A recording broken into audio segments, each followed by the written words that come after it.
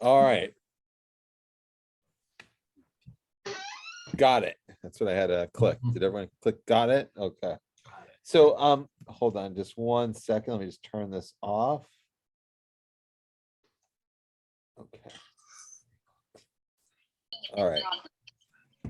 So first of all, thank you for joining me in the middle of your afternoons and, in between your pizza and your fish and your hikes and whatever else that you may be up to. So I appreciate that. What I thought that we would do today is, first of all, did we just lose somebody? We just lost someone. That was like, I didn't like it. It was boring. It's never good when you lose 10% of your audience when you were just told the thank yous. But anyway, it's good to see you, whether you're near or far. I took the liberty of inviting my parents who are joining us from Henderson, Nevada. That's Alda and Mel Schuldenfrei, and so they I made them honorary high neighbor members for the afternoon. I hope you don't mind that usurping of the authority there. But anyway, it's good to have it. How many of you folks are members of Temple Beth Hillel? I am. Okay, David, you are. And Francine. And Francine. I see. Oh, Francine, your hand just went up there. Okay, good. Okay, great. Well, it's nice to have you here as well. And it's nice to, Francine, what's your background there? It's like, what's going on there? Actually, downtown LA. Oh, really? Yeah. Huh. Are you in downtown LA, or is that just your background, or is that just a great view? It's just a background. Oh, okay. Because otherwise, if you had that view, we're coming over. No, I'm in my office. Okay, good. Okay, very good. So what I want to do today is do something that I've kind of touched upon in my last, I teach this class for those folks at .rel. I teach, and some of you are present. I know I teach a class with multi-interest day, a Talmud class, and I sort of veered off topic for last session and spoke a little bit about Hanukkah, and this kind of dovetails along with that, but it's an exploration of the miracle of Hanukkah. And so the question that I here, share screen. Okay. This is I struggle with this idea of the miracle of Hanukkah. And so the question is that I want to ask 2 questions today, and I want to unpack them with you, and I want to offer a thesis. I actually don't know if my thesis has validity or not. I can tell you even if you remind me of why I think what challenges my thesis, but we'll go with it in just a second. So the miracle of Hanukkah, and I put a little question mark there. My first question is why a miracle? And this dovetails with what I taught before, but it's worth going over again. And then my second question is, okay, but why this miracle? So let's first go back, and what's the miracle of Hanukkah? Anyone want to raise their hand, virtual or other, and give us what's the miracle of Hanukkah? Your grandchild comes up to you, holds one of these nifty dreidels and says, Abba, Saba, Savta, what is the miracle of Hanukkah? And what do you say?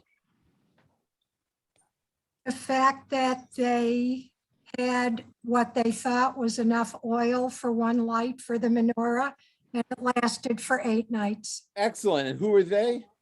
The Maccabees. The Maccabees. So the Maccabees come back into a reclaimed temple, and they have enough oil for 1 night, and it lasts for 8 nights. Everyone agreeing that that is the miracle of Hanukkah, or at least as referenced as in this dreidel. Yes? Everyone's on board. Probably as referenced in the dreidel, but you could also say it was a miracle that they won the battle. Yeah, and I want to get to that. And you could actually say, and Joette, couldn't you actually say, and this will lead into what I'm talking before, wouldn't that be like a much more impressive miracle? I mean, think about it. Like, I mean, a little oil lasts a long time, or a group of cave dwelling brigands defeat the world's most sophisticated military organization. Yes, but I'm Which sure is the more rabbis, miraculous. obviously the battle would have been more miraculous, but I would assume that the rabbis just don't want to glorify the war, so they Right. focus more on the oil. Correct. So let's go into that part, and that's exactly why a miracle. So thank you, Joette. Joette was in my class 2 weeks ago, but knew this from before. So I want to. No, I was out of town, so I didn't have this in class before. Okay, good. So you weren't in town, but wait a second, the Maccabees, and I actually want to say one. I'm not so sure that is it that they don't want to glorify war, or they don't want to glorify the Maccabees, or maybe a hybrid thereof. So let's see. So first of all, let's look at the story. Where does that come from? And the text that it comes from, this whole miracle story, comes from the tractate in the Talmud where the Hanukkah story is located. I actually think this is kind of telling as to the place of Hanukkah and the larger Jewish worldview, that it's found in Masechet Shabbat of the Babylonian Talmud, meaning it doesn't even have, Hanukkah doesn't have its own. There's a whole, here, we'll go on a little tour of my library here. There's a whole section, it's a small set of Talmud. There's a whole section on holidays. And here they are. Megillah has a section, fasts have a section, cooking laws on Yontif have a section, Sukkot has a section, Yoma, meaning Yom Kippur, has a section, Rosh Hashanah has a section. There is no, and Pesachim, Pesach has a section, but there is nothing on Hanukkah.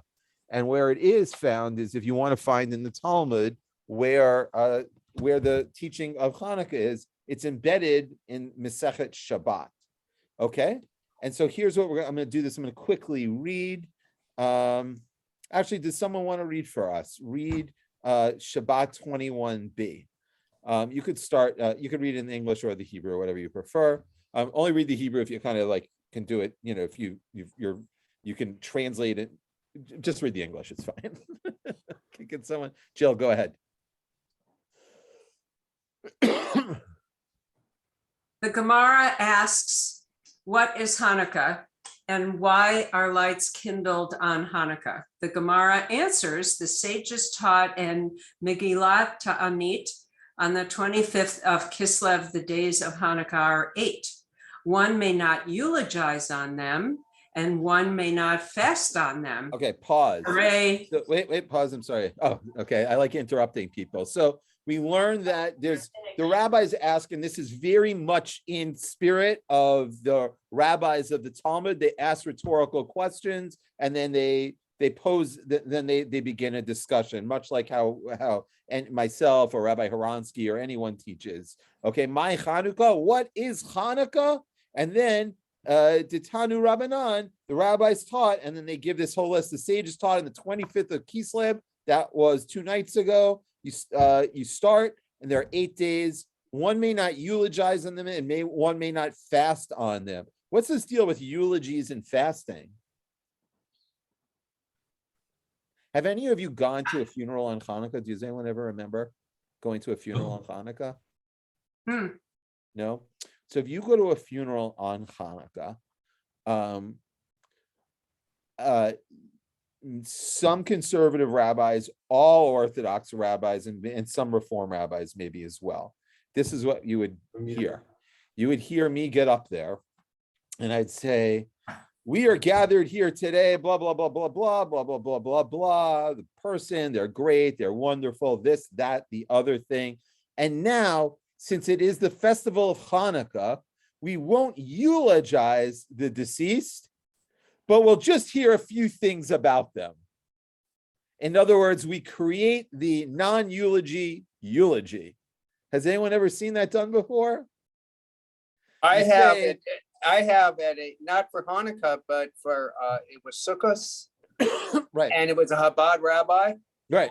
Did he And do he what I kept just saying, basically? I'm not utilizing, and then he goes on and talks about the person. Right, exactly. So you do, it's a very Jewish thing. I'm not going to call this a eulogy. I'm going to call this just a few nice words, but it really is a eulogy. But since I'm not allowed to eulogize on this holiday, and then you don't. So Hanukkah is a reason for celebrating. So you're not supposed to eulogize on it because eulogies are kind of downers, and you're not supposed to fast on them. So this is talking, what are they talking about the fasts here? People do it now. Mostly people do it like at Whole Foods with cleanses and stuff like this, and spiritual that or this. People take it upon themselves to fast. So the rabbis are saying, hey, look, just you can't do it on Hanukkah. It's such a festival. You got to go out to Mod Pizza tonight, 20% back to Ariel. You got to go eat at the fish grill. You got to clog your arteries with those sufganiyot. No fasting on Hanukkah. Okay. All right. So then the question is, what is the reason? Now, Jill, if you don't mind continuing. When the Greeks entered the sanctuary, they defiled all the oils that were in the sanctuary by touching them. And when the Hasmonean monarchy overcame them and emerged victorious over them, they searched and found only one cruse of oil that was placed with the seal of the high priest, undisturbed by the Greeks. And there was sufficient oil there to light the candelabra for only one day. A miracle occurred, and they lit the candelabrum from it 8 days. The next year, the sages instituted those days and made them holidays with recitation of Hallel and special thanksgiving in prayer and blessing. Okay. Blessings. So anyone want to make any comments about sort of the thrust of this? This is the central Hanukkah text. I mean, there's more, but like if there's, this is the Hanukkah text. And does anyone want to give any thoughts about what this text says? It doesn't say, the style it says it, anything at all. What's your feeling about this text? The first thing that jumps out at me is that it's not that there wasn't any oil. It's that there wasn't enough oil that had the seal of the priests on it. Mm-hmm. So there might have been plenty of oil. Right. Well, and it's reasonable to assume that, right? It's reasonable to assume. So the oil is used in Jewish ritual. Like if you think about it, even in the Bible, like when you talk about what a Mashiach is, that means, literally it means the anointed one, meaning they were anointed with oil to be the king. So if you look at Saul's coronation ceremony and Nevi'im, or David's coronation ceremony, it's all like, you kind of like, before they put the crown on your head, they're going to throw a little oil all over you. So oil is used in a ritualistic way to distinguish and delineate. So it's important stuff.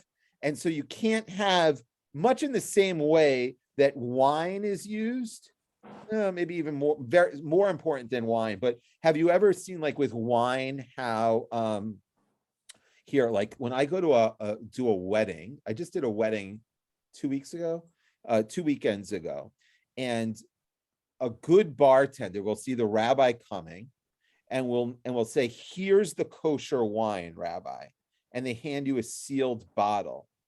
They don't hand you an open bottle for the ceremony. You know that. Because there are rabbis who won't use an opened bottle of wine. Because why is that?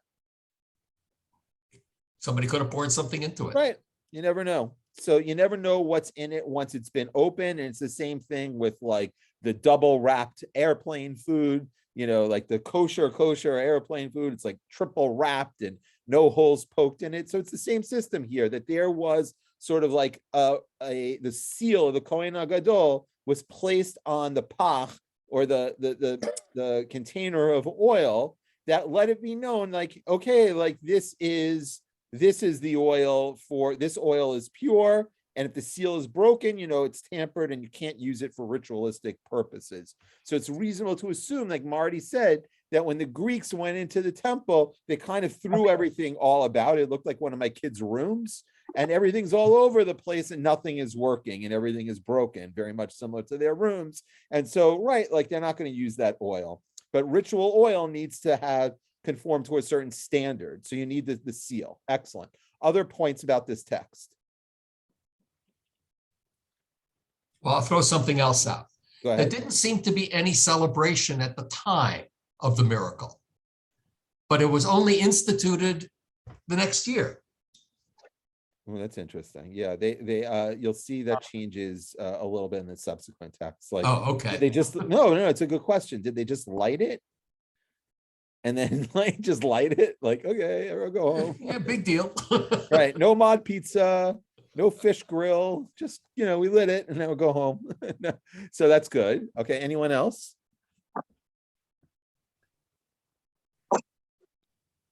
Well, I think it's interesting that it says the Greeks defiled the oil by touching them.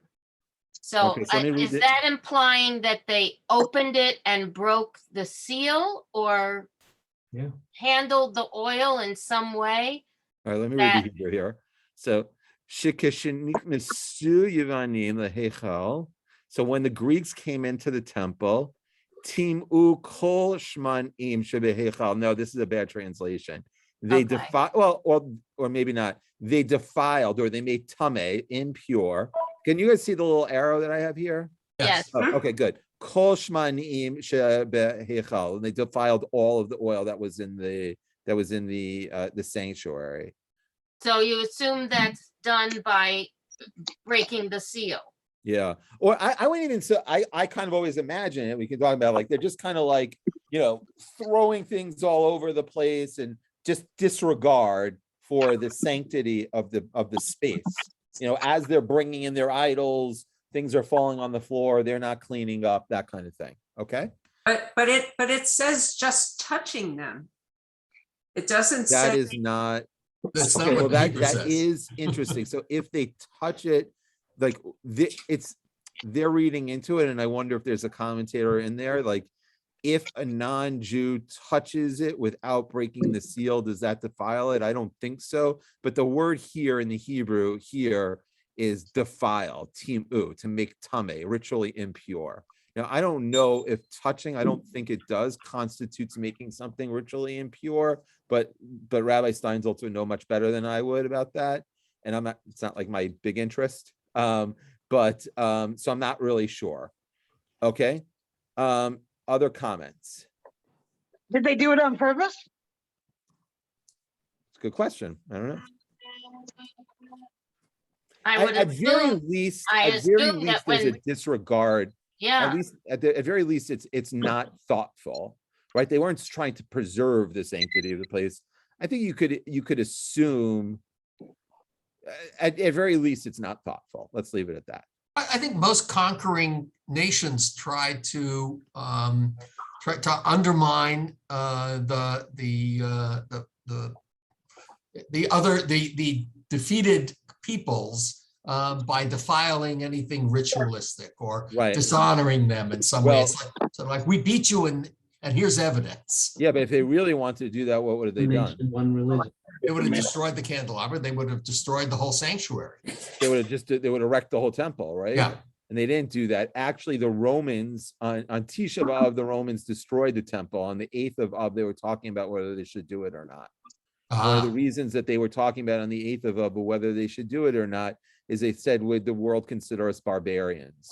In other words, they actually had a respect for, a respect for the architectural, and also sort of the Romans had a respect, and the Greeks before them, for the deities of others, even if they were, old deities were considered, it wasn't holy, but there was a certain amount of respect afforded to it. So they didn't want to burn the whole place down, and the Romans almost didn't burn down the second temple, but they, they messed it up. They certainly, or, they try to do a bait and switch, they try to, which is what, what happens with the, mosques were turned into churches, and then Right. it's the same kind of thing. Okay. What's interesting, I want to make sure we don't get too caught up here. What's interesting to me is that is the economy of the text and its engagement with the Maccabees. Ukishagavra malchut beit chashmonai v'nitzchum. So there's two verbs that in this little in this passage here. There's only two verbs that that talk about the Maccabees. And then when the Maccabees overcame, they became gibor on the Greeks. Then they won. Then watch this. So there's two verbs: verb 1, verb 2. But watch all these verbs now with the oil. They investigated. They didn't find they only found one thing of oil. Oops, sorry. That was placed. It's 4. And there was that wasn't placed with the seal. And there was only 1, so 6, 7. There's 7 verbs that describe the oil, 2 verbs that describe the Maccabees, and 7 verbs that describe the oil. I think that's intentional, and this is my point here. I think that the rabbis here, and this is what I touched upon in my earlier class, are trying to minimize the Maccabees. And I think, Joette, why do you think, because you were alluded to this before, why do you think the rabbis are trying to minimize the Maccabees? Well, they were a little bit too zealous, maybe. Yes. Right. The Maccabees are a lot too zealous. And for people who are living, this text here is codified in the year, between 400 or 500 BC, 400 or 500, the Common Era, after the Jews have lost all of their authority. They're either in diaspora or completely or under the Byzantine rule in the Holy Land. So they're they're a powerless people. So you don't start to sing the praises of people who are a little meshugana with the power, right? And we've had this whole class on the last time. When did the Maccabees come reclaimed as a central sort of celebrated figure in Jewish literature? Really not until the beginning of modern Zionism. The modern Zionists reclaimed the Maccabees because they were like, enough, it's time to seize back our power. But the diaspora Jew for 2,000 years looks at the Maccabee and is a little frightened at what that type of philosophy will ultimately do when it, what will that philosophy do in the minds of our children? Will it lead them to war and ultimately get them killed? And the rabbis are very concerned with that. And so the rabbis, I think here, purposefully minimize the miracle. So then the question is, the rabbis, why a miracle? Well, the rabbis want you to, the rabbis introduce, this is what I'm, I guess, just to be very specific, the rabbis, I believe, create this miracle. If everyone would just mute themselves, okay. There we go. It's just I had some background there. They create this idea of the miracle. Why?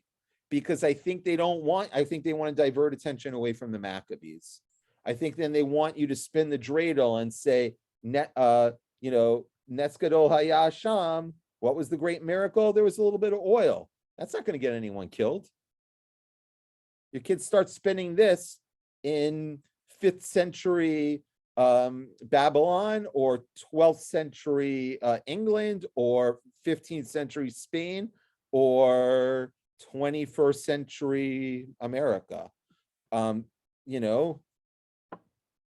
That's okay.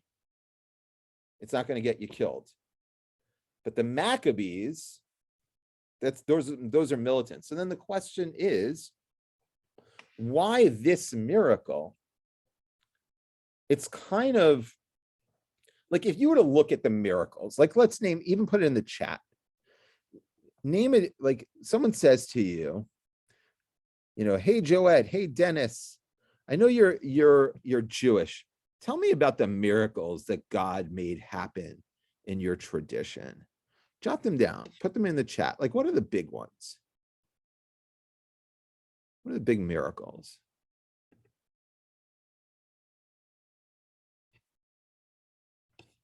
Let's see what we got here. Good. Part of the Red Sea, made heaven and earth, 10 plagues, 10 plagues. Good. Exodus, good.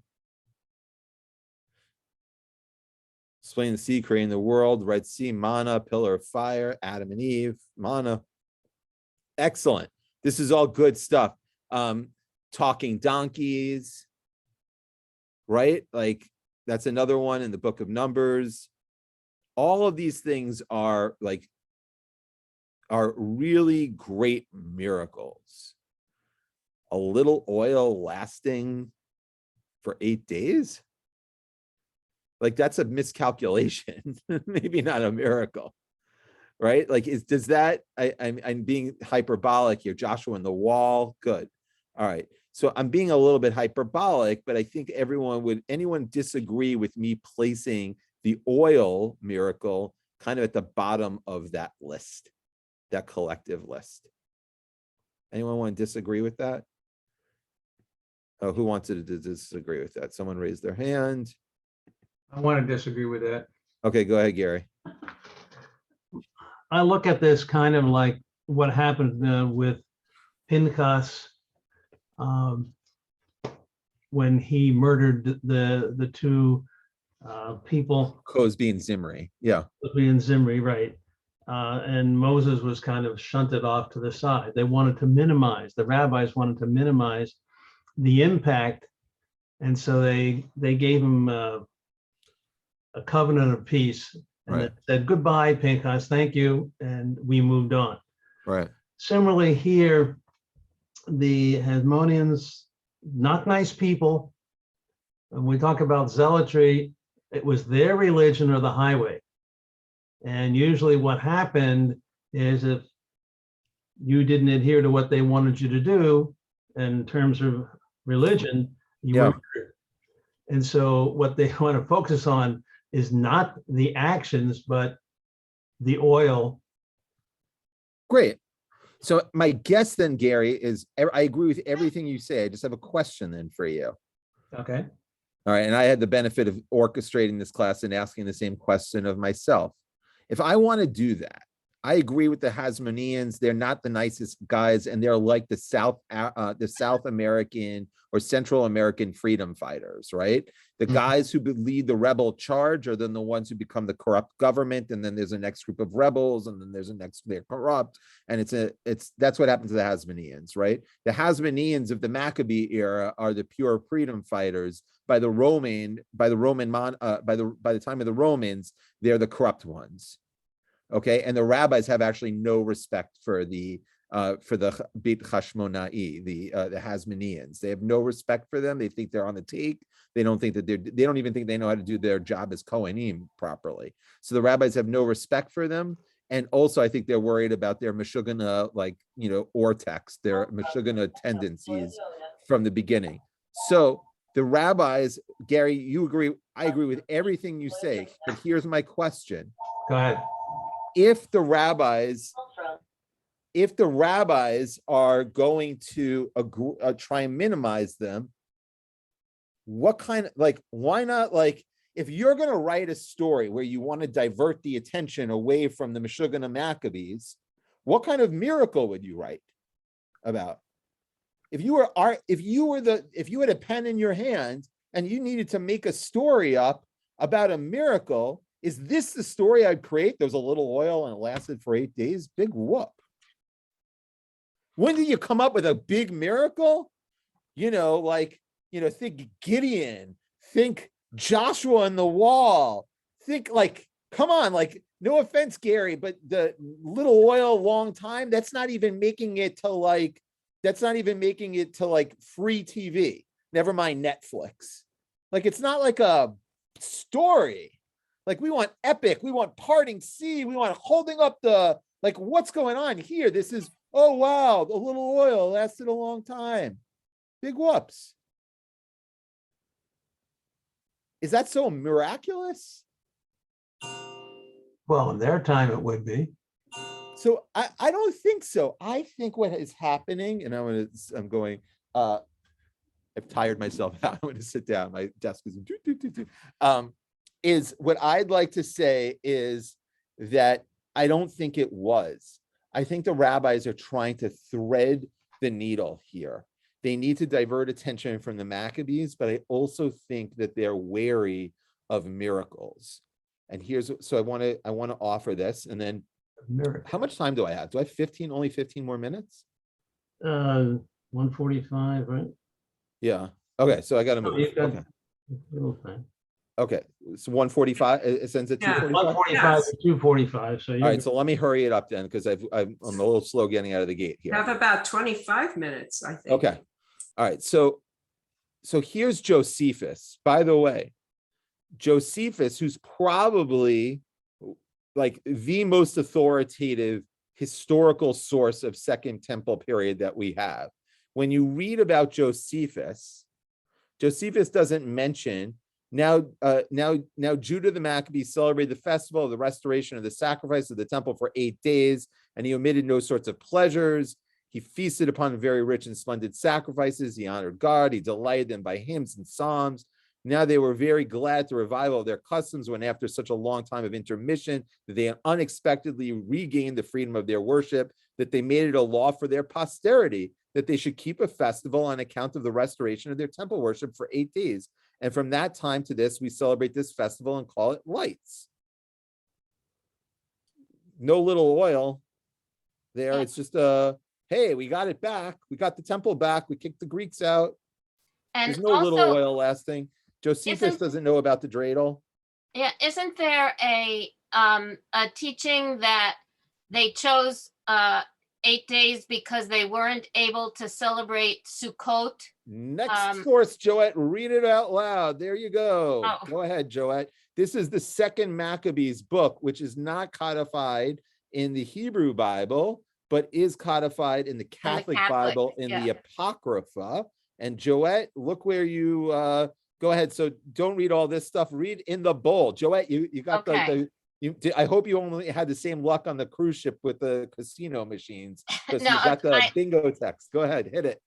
They celebrated for 8 days with rejoicing in the manner of the Festival of Booths, remembering how not long before, during the Festival of Booths, they had been wandering in the mountains and caves like wild animals. Therefore, carrying ivy-wreathed wands and beautiful branches, and also fronds of palm, they offered hymns of thanksgiving to him who had given success to the purifying of his own holy place. So, and I didn't conclude this text the last time I taught this, but this is make up Sukkot. I was saying that in my last class that this is a spiritual message that at least resonates with me. According to the Second Maccabees, Josephus doesn't know from the dreidel. Nes Gadol Hayasham, he doesn't know about that. He doesn't know about a little oil that lasted a long time. Second Maccabees, what happened? They get back in the temple and they just missed Sukkot by 2 months. So they say, hey, let's have a makeup. It's not too late. So what did they do? They waved their lulavs and their etrogs, and that's Hanukkah. That's the book of Second Maccabees, which is also considered very historically valid in terms of how, I mean, there's different parts of it, but anyway, there's a historicity to the book of the Second Maccabees. But that's not, but that would be giving too much credit, I think, to the Hasmoneans or to the Maccabees. And so we don't even accept the book, the Second Maccabees, in our canon, because I think the rabbis really want to distance themselves from them. And so we have this miracle of Hanukkah. And I was kind of giving Gary a hard time about this not a big deal, like second-rate miracle.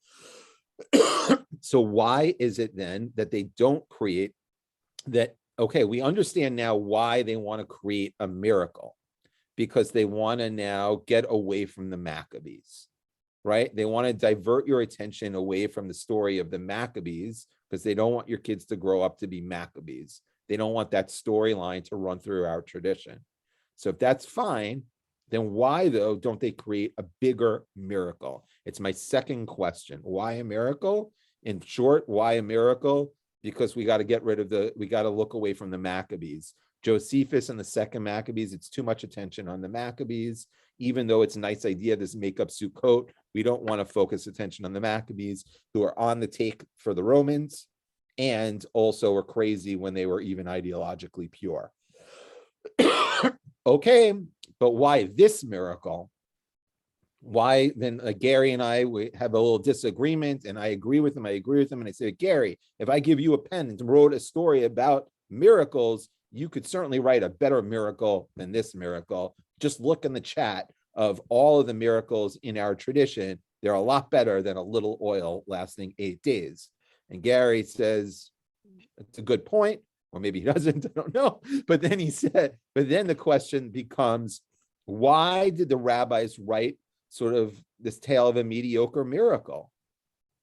Like, why didn't they say, like, Judah Maccabee held his sword up in the air and fire came down from the heavens? And like, why isn't it like a little bit more, like, why don't we like get into it a little bit? And so I think that there's a reason for that. And in order to uncover that reason, I want to look at the book of Deuteronomy, which is largely Moses's farewell address to the people. And what Moses says here, Lo tenasu et Adonai Elohechem kasher nisitem b'masa. Don't test or try God, the Lord your God, as you did at Massa. Does anyone remember what happened at Massa? If you do, you're going to read the next chapter.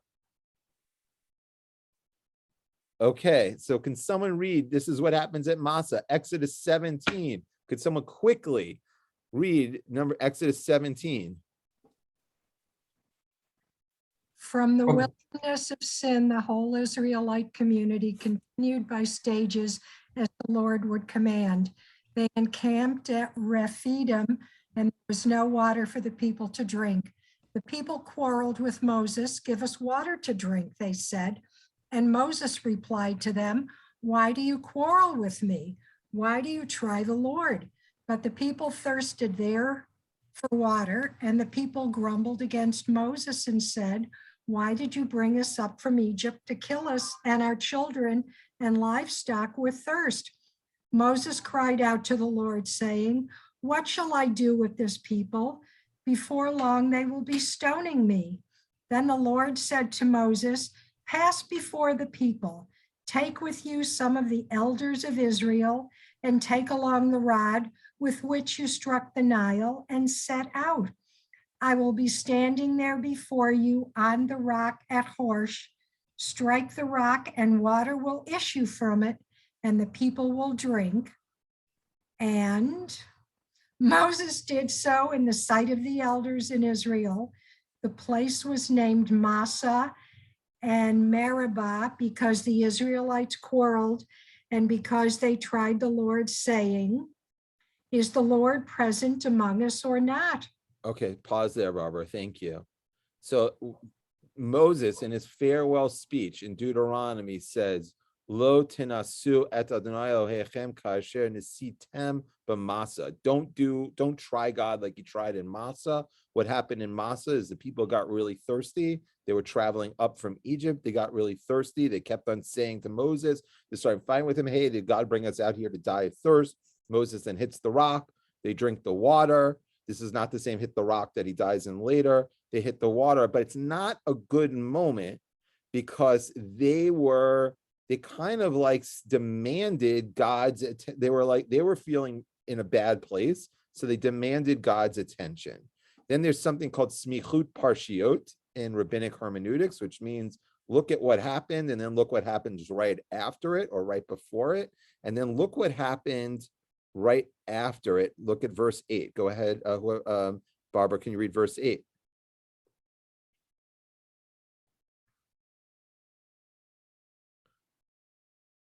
Just unmute yourself. Okay. Amalek came and fought with Israel at Rephidim. Okay, stop there. Thank you. So the people put God, they tried God. They gave almost like this. They said, hey, is this the kind of God who would dump us off? This is the kind of God that we've got, Moses. So they put God into like a corner, and then God has to give them water. But what's the next thing that happens? Amalek comes and starts fighting with them. And the rabbis say, not a coincidence. You don't try God like that. You don't tell God how to intervene in the world. So God got them out of the thirsty part by giving them water, but then God gave it to them with Amalek. Because you as a human beings, we don't like control, like we don't just get to sort of navigate the world and make demands of God like that. So then so that's what the Bible states. And this is all in why the miracle, I'm all getting to a point now of why the miracle of Hanukkah is not so great. So that's the book of Deuteronomy, referencing the section in Exodus. And then comes along in about a year 1000, this guy named Bachia, who wrote this book called Chovot HaLevavot, which means duties of the heart. And he nicely summarizes for us what we shouldn't do. So could someone read Bachia? Bachia reads into these biblical texts, and look what he says. Likewise, one should not put themselves in danger while trusting on the mercy of the Creator, that they will live to a previously set time, drinking poisonous drink or going to battle lions or other dangerous animals without necessity, or to cast himself into the sea or into fire or other similar things that a man is not sure of them and puts his life in danger. And the verse has already warned us in saying, you shall not try God, because either one of two things will happen. Right. Okay. So lo tenasu et Adonai Elohechem. That becomes like a mantra of don't try God. In other words, don't put yourself. So the Chovot HaLevavot summarizes the biblical idea of don't try God and sort of extends it slightly and says to try God means to stand up and say, God's going to save me. You know, it's like that old joke of the man waiting on the stairs of the synagogue, temple, mosque, whatever. God will save me. God will save me. The guy, with the flood, it gets higher, it gets higher, it gets higher, goes to heaven. I sent 3 boats. And so don't depend on miracles. Don't wait. This guy on the stairs in that joke is waiting for a miracle to happen. You don't wait for miracles. You put yourself in practical situations that make sense. And the rabbis, the thrust of rabbinic theology is a great departure away from biblical wow and wonder. The rabbis don't like these, it makes good story, it makes good Bible stories, but not good rabbinic theology. The rabbis step away from miracles as a sustainable form of survival, as a form of survival. In other words, the rabbis are not big on saying, God will, God is in our camp, everyone behind me, let's charge, get them, miracle will happen. That's not rabbinic theology. So much so that Solomon Schechter, the great Jewish intellectual Solomon Schechter, wrote this. This is a book called Aspects of Rabbinic Theology. And he writes, in the whole of rabbinic literature, there's not one single instance on record that a rabbi was ever asked by his colleagues to demonstrate the soundness of his doctrine or the truth of a disputed halachic case by performing a miracle. Isn't that interesting? I'm just pausing for a second, that the Bible is rich with miracles. But then you move over to the rabbis a few hundred years later, and the rabbis, when they're in dispute with one another, miracles don't have any currency. And there's never, not in rabbinic literature, not even once, where someone says, prove your point by making a miracle. Doesn't happen once in rabbinic literature. Only once do we hear of a rabbi who had recourse to miracles for the purpose of showing that his conception of a certain halacha was a right one. So once what happens is a rabbi thinks that he's right. It's the case of Tenor Shel Aknai, the oven of Aknai. We'll get to that at a different time. And his opponents don't ask him to produce a miracle. He offers miracles. And you know what his opponents say? We're not listening. In other words, miracles have no currency in rabbinic disputes because the rabbis don't rely on miracles. Not a single miracle is reported, for instance, of the great Hillel or his colleague Shammai, both of whom exercised such an important influence on rabbinic Judaism. On the other hand, we find that such men as, for instance, Choni HaMa'agal, whose prayers were sought after in the time of drought, or Rabbi Hanina ben Dosa, whose prayers were often solicited in cases of illness, left almost no mark on Jewish thought. In other words, the rabbis make a sharp departure from the Bible, which is miracle rich, and they stay away from demanding miracles because they believe you don't try God. Lo tenasu et Adonai Elohechem. Don't try God. Don't demand. There's other places where like people stand on trees in order to perform mitzvot and they fall off the tree. And the Talmud says, why did that person die? After all, they were doing something good. They were trying to fulfill a mitzvah. And the rabbis are like, because you don't climb on rickety ladders. Even if you're doing a mitzvah, like getting on a rickety ladder is a dumb idea. So don't go thinking that God is going to save you. Don't rely on miracles. And therefore, the rabbinic reticence to adopt miracles as the rabbinic hesitancy of relying on miracles puts the rabbis in a tough spot because they need something to tell you to look away from the Maccabees. Yet they don't want to make the miracles so great as that you would then start thinking about how great miracles could be in your own life. So I think the rabbis are in, this is where my thesis is, I think the rabbis are in a tough spot. They don't want you having too much attention on the Maccabees, and they don't want you having too much attention on great miracles, because they don't want you following the Maccabees, because that'll get you killed. And they also don't want to have you focusing too much on miracles, because that'll get you killed, because they're not going to happen for you.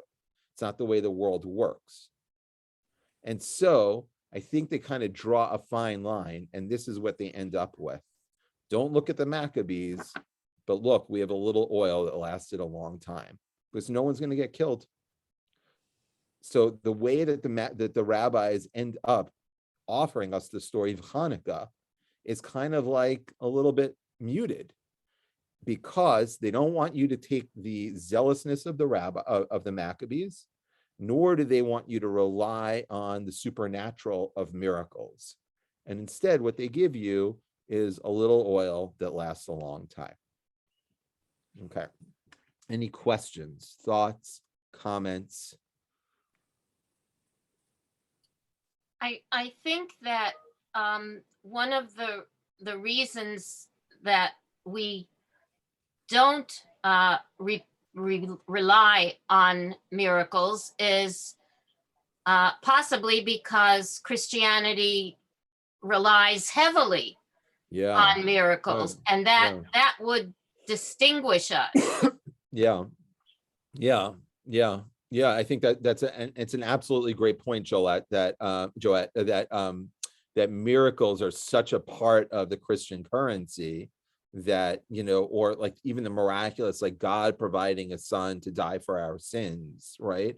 I mean, it's, and the rabbis are very much ha'olam holech k'minhago, which means the world goes according to the way the world goes. And this is like a teaching throughout rabbinic texts, meaning like, the trees will sprout leaves, the trees will come up and then they'll die in the winter. And then, young people become old people and they die and new people are born. Like the world has a cyclical way of working. and the world goes according to the way the world goes. Science is science is you know, is the idea of, you know, the ways of the world are sacrosanct. And the rabbis don't want you walking around looking for miracles. So they teach you in that text, like, don't, you know, like by chovot halevavot, by the duties of the heart, like, you know, don't stand on ladders or cast yourself into sea or fire thinking like you're gonna, because if you cast yourself in the sea, you're gonna drown, even if you're holy. And if you cast yourself in fire, you're gonna die, you're gonna burn to death. And you know, that is not demanding miracles of God doesn't work. And therefore the rabbis, I think, in the story of Hanukkah, try and refrain from a big miracle, unlike like that you would find in the Bible, because I think they are wary of miracles. So this unique, this is a repetition, but one more time, this unique set of circumstances of the rabbis not wanting to offer big miracles, nor do they want to offer too much credit to the Maccabees, leaves them with this very small space in order to create the story of Hanukkah. And this is ultimately what they came up with, which is de-emphasis on the Maccabees and the story of a little oil lasting a long time. Jill, go ahead. Yeah, for when you were talking about the way of the world and miracles, I just started thinking about the Holocaust and how there was no miracle to save Jews and all the other ethnicities that were killed in the Holocaust. Right. So if ever there had been time for a miracle, it would have been then. And sadly, that is kind of the way of the world, in that there are evil people who at times live among us. And I don't want to say it's God's will to have somebody like that, but it's kind of the way of the world, and there was no big, huge miracle. Right. I mean, it's the way of humanity. I mean, like every time, like you see in Israel, like every time after there's a terrorist attack in Israel, some guy gets on the news and he's like, oh, like I was supposed to be on that bus, you know, but I was 5 minutes late. And the reason I was 5 minutes late is God held me back. And then you're thinking, oh, really? So God held you back. What about the people on the bus? You know, oh, I put on tefillin in the morning, so God, you know, protected me. Really? Like, that's not rabbinic theology. And it upsets me when I see like when you see, especially in Israeli politics now, you see the manipulation of faith to procure like favor. But like our theology, rabbinic theology, is lo tenasu et Adonai Elohechem. Don't try God, because it doesn't work. And haolam, you know, don't try God because the world goes according to its ways. The ways of human beings are choice. You could either choose to be good or you could choose to be bad. And you know, there are healthy people and there are sick people. And don't try and kind of like what they did in Exodus 17, which is trying to manipulate God into a corner. Marty and then Barbara. Marty appears to be on the phone, so Barbara, go ahead. Well, we read about all these miracles in the Bible and we listed them for them. As a rabbi and a learned scholar, can you cite a modern miracle? Are there any? So it was interesting that you asked that, Barbara, because I almost included, there was a quote from Einstein that I almost included, which is sort of, there's like a few sources I was thinking about, like Einstein makes this quote of like the miraculous is in the everyday. And I believe in that. Or there's that, you know, that quote from David Ben Gurion, you know, to be a realist in Israel, you have to believe in miracles. but I'm someone, I'm not that rabbi. What I mean by that is I'm not the rabbi who like, I'm much more Rambam-esque in my approach to Judaism, which is, I don't think that's how God functions. Like, I don't think God helps keep people off of buses where suicide bombers are lurking. I don't think that God helps people catch balls in the end zone.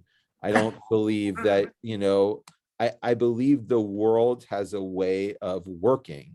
And the miracle is, like, I think someone wrote, the miracle of creation, that there is that system I find miraculous or wondrous. And for me, that's wonder enough. I don't need to see, like, I always wanted that. I was like, oh, like, let me see like a good sign. But maybe the sign is already before my eyes. I don't need to see, wonder, have we, and maybe this is a critique of modern culture, but do we need miraculous to believe in the wonder?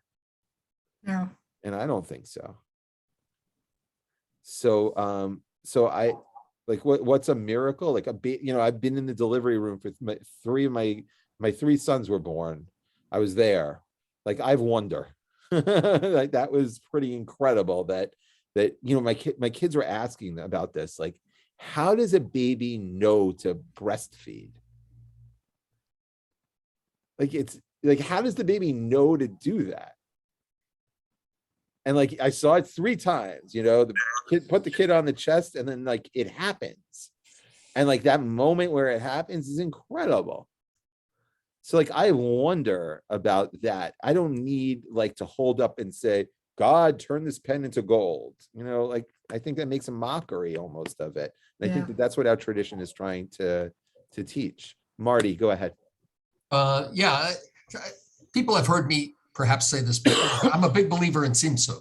This notion that God sort of contracts in the world and man expands to takes on more and more responsibility. Right. Only have a little different twist on it. And my sense is that man describes that which is miraculous, what we don't understand. Mm-hmm. And as we understand more through science, primarily, then it's no longer miraculous. Right. And everything is ultimately discoverable. We won't be around long enough to ultimately know everything, and who knows who will. But so God's role, it shrinks over and over again. And I think the rabbis essentially are saying the same thing too. In biblical times, we relied a lot on miracles because we didn't understand how this stuff worked. But over time, those miracles don't play a part in our lives anymore. Or at least we don't. And I agree with you. And I actually look at rabbinic, and maybe I didn't state this explicitly, but I look at rabbinic theology as the maturation of humanity. And I don't mean to be critical here, but here it's like, I look at Christian theology almost as a step backwards. Yeah. Right. Like, I don't see it that way. And this is not this beautiful Christian teachings. I have a lot of respect for Christianity. I want to be very clear about that. But like, the whole Christian idea is that God steps in to fix the mess that we've made. And I like our idea of God, like it's the God who set the world and then steps back. So the God of causation, not the God of intervention. Now, a Christian theologian could offer and say, yeah, but isn't it time, like, second coming? I mean, the world's a pretty good mess here. We're gonna make the whole place into a microwave oven and fry our grandkids. Yes, that is a good point, but I'm not willing to concede. That. I'd much rather have the God of causation than the God of intervention. And so I see the rabbis as making a profound theological jump. Janet, and then Sarita. It seems that Hanukkah is morphing into something else. It just to a time of festival of lights and all its metaphors. Yeah. And it really kind of meets the times right now when people are trying to make sense of what's going on or put some kind of hope and rationality to it. I think you're absolutely right, and I like that move, right? I actually think that the rabbis would have been better served if they had just said, if they had there's a few pages later in the Gemara, they talk about like why you put the light that you put, when are you supposed to light the candles? And it's when the Talmudai, who are like the poorest workers in the shuk, with the Talmudians, would come and be cleaning up and cleaning all of like the forgotten fruit that had fallen from the stalls. And I think that's intentional, where they're like, no, you go out and you look at that, like at a dark point, go and see that, and then bring light. And I think I love all these metaphors. For me, I find that much more compelling than the neskado, than the little oil lasting a long time. I love a lot of the modern twists of Hanukkah. Me too. Yeah. Yes. So, and I teach this to the kids, by the way. Like I don't shy away from this, because I guess you could make Hanukkah like the conservation holiday, but it's not really, like, that's not what so I like this idea of like bringing, so what I said in my other classes, I like the idea of Hanukkah as a chance for second chances, like what they say in the second Maccabees here, which is in the second Maccabees, like they missed out on what Joette pointed out. They missed out on Sukkot. I mean, who doesn't want to believe in second chances? And that's I think that's a beautiful spiritual theme. And maybe we would be better if we reminded ourselves more of second chances. And then I also like the idea of bringing light to the world. So I'm ready to get rid of this, Neskadol Hayasham thing, frankly. But maybe, so I'm trying to gain some traction here. Sarita, go ahead. I was going to say, I believe that the miracles sometimes are coincidences. I mean, my adopting my daughter, everything fell into place. Even the obstacles just kind of melted away. My meeting my husband when I did, everything was quote unquote coincidence, but it wasn't. It was a sham, I think. And the same thing with the Maccabees. It just, the small band of militants were able to overcome these established army people. So I mean, there was a coincidence, there was a miracle there, and you could say coincidence or whatever. So the only issue with that is that when you start believing, like when you start giving favor to the Maccabees and saying, hey, they were the miracle, and you celebrate them, especially for a diasporic people for 2,000 years, the rabbis were fearful that would put the kids, that would inculcate, that would create a... Make the Maccabees higher, you mean? What's that? You mean they would make the Maccabees on a higher level? Yeah, and then your kids would want to grow up and be a Maccabee. And you could want to grow up a Maccabee, in 21st century Tel Aviv, but probably not such a great idea to do that, in 13th century Barcelona. Right. Oh yeah, true. So okay. that's so I think that the rabbinic theology is much more muted. Now, look, like that creates problems, because the rabbinic theology that was so muted and not believing and kind of reserved, the modern Zionists needed to kick that to the curb in order to reclaim power. And we're all glad that they did. In some ways, it was the contemporary Zionist irreverence for the tradition that allowed us to create the state of Israel. And then, then all the religion followed, but the religion wasn't allowing us to be on that path. All right, but that's a digression. Okay, so I want to thank everybody for being here today and for sharing. I hope that to see whoever is available at the NoHo Mall later on this afternoon. And where in the mall are we meeting? Right by the food courts and stuff like that, or? Yeah, like right in that like sort of like central, like right by the Starbucks over there. Okay, yeah, okay. Okay, all right, great. So have a good afternoon, everyone, and we'll see everyone later. Thank you. Thank you. Bye. All right, bye-bye. Thank you. Thank you. Thank you, Rabbi. Bye. Thank you.